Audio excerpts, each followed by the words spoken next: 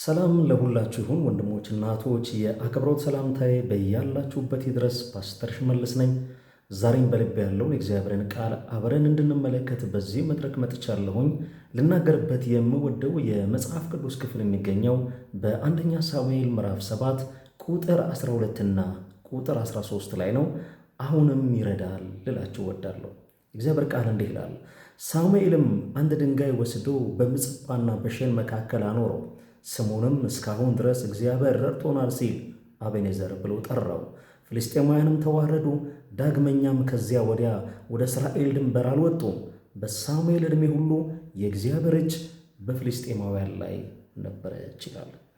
ከዚህ ክፍል በፊት ያሉትን ጥቂት ምዕራፎች ስንመለከት እስራኤል ብሔራዊ በሆነ ሐዘንና ኀፍረት ወይም ደግሞ ሽንፈት ውስጥ የገቡበት ጊዜ ነው። የእግዚአብሔር ታቦት የተማረከ የመሰለበት ጊዜ፣ ካህናቱ ለጦርነት ወጥተው ታቦቱን ይዘው ሳይመለሱ የቀሩበት፣ ከሕዝቡም በቁጥር ጥቂት የማይባሉ ሰዎች በጦር ሜዳ የቀሩበት። ይህም ብቻ አይደለም፣ ለ20 ዓመት ያህል እስራኤል እግዚአብሔርን አዝኖ የተከተለበት ጊዜ ነው። እግዚአብሔርን አዝኖ መከተል ምን ይመስላል? እግዚአብሔርን አዝኖ መከተል ከልብ ቅይማት ጋር የመመላለስ ሕይወትን ይመስላል። እግዚአብሔርን አዝኖ መከተል በብዙ ጥያቄዎችና ባልተመለሱ እንቆቅልሾች ውስጥ መኖርን ይመስላል። እግዚአብሔርን አዝኖ መከተል ከእግዚአብሔር ዘንድ አንዳች ነገር ለማግኘት እርግጠኛ ያለመሆን ሕይወትን ይመስላል። እስራኤል በእንደዚህ አይነት ሕይወት ውስጥ ነው ያሳለፉት። በዚህ ውስጥ ሳሉ ነው ታዲያ ነቢዩ ሳሙኤል አቤኔዘር ወይም አሁን እግዚአብሔር ይረዳል፣ እስካሁንም እግዚአብሔር ረድቶናል ብሎ በዚህ ድምፅ ሊያበረታታቸው የወደደው። ወንድሞቼና እህቶቼ፣ እኔም ዛሬ በእግዚአብሔር ድምፅ በእግዚአብሔር ቃል ይሄንን እላችኋለሁ። አሁንም ይረዳችኋል፣ አሁንም ይረዳሃል፣ አሁንም ይረዳሻል። በሕይወትሽ ያሉ ያልተመለሱ የሚመስሉ ጥያቄዎች ሊኖሩ ይችላሉ። ምናልባት ከቀየማት ጋር ልትኖር ትችላለህ። እግዚአብሔር ይህንን ጉዳይ ይመልስ ይሆን በሚል ጥያቄ ውስጥ ልትሆን ትችላለህ። የእግዚአብሔር ቃል ግን የሚናገረው አቤኔዘር አሁንም እግዚአብሔር ይረዳል። መጽሐፍ ቅዱስ በመዝሙር 84 ቁጥር 5 ላይ እርዳታው ከእግዚአብሔር ዘንድ የሆነለት በልቡም የላይኛውን መንገድ የሚያስብ ሰው ምስጉን ነው ይላል። በአዲሱ መደበኛ ትርጉም በለቅሶ ሸለቆ በሚያልፍበት ጊዜ የምንጭ መፍለቂያ ቦታ ያደርገዋል ይላል።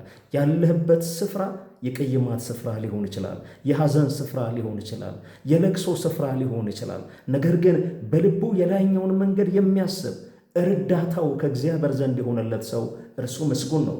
ወንድሞቼ እህቶቼ፣ ዛሬ በእግዚአብሔር ድምፅ ላበረታታችሁ። ይሄንን ያላችሁበትን ሁኔታ እግዚአብሔር መለወጥ ይችላል። የሐዘን ነው የለቅሶ ነው ያላችሁትን ስፍራ እግዚአብሔር የምንጭ መፍለቂያ ሊያደርገው ይችላል። የዝማሬ የደስታ ስፍራ ሊያደርገው ይችላል። እኔ በጌታ በኢየሱስ ክርስቶስ ስም በዚህ ቃል እውነት በሕይወታችሁ ጉዳይ ላይ፣ በጤንነታችሁ ጉዳይ ላይ፣ በቤተሰባችሁ ጉዳይ ላይ፣ በቢዝነሳችሁ ጉዳይ ላይ አሁንም ይረዳል እላለሁኝ።